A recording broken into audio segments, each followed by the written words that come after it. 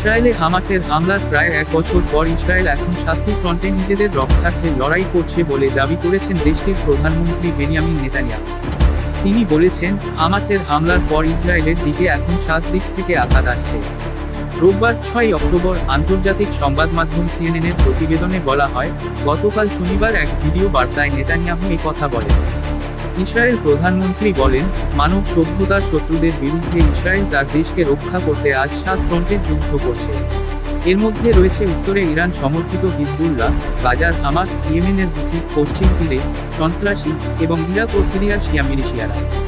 Netanyahu বলেন, আমরা ইরানের বিরুদ্ধে লড়ছি, যারা গত সপ্তাহে 200টি ব্যালিস্টিক ক্ষেপণাস্ত্র সরাসরি ইসরায়েলকে লক্ষ্য করে ছুড়েছে। এছাড়া লেবানন ও ইসরায়েলের মধ্যে উত্তরে শক্তির ভারসাম্য পরিবর্তন আনার যে প্রতিজ্ঞা করেছি তা রক্ষা করছি বলেও জানান তিনি। গত বছরের 8 অক্টোবর থেকে লেবাননে 9,000 হামলা চালিয়েছে ইসরায়েল এবং একই সময়ে হিজবুল্লাহ ইসরায়েলে 1,500 হামলা চালিয়েছে।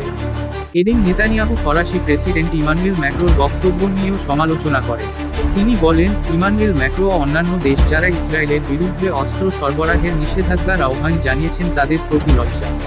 নেতানিয়াহু সতর্ক করে বলেন, নিশ্চিত থাকুন, আমাদের স্বার্থে, বিশ্বের শান্তি ও নিরাপত্তার স্বার্থে যুদ্ধে না জেতা পর্যন্ত ইসরায়েল লড়াই চালিয়ে যাবে।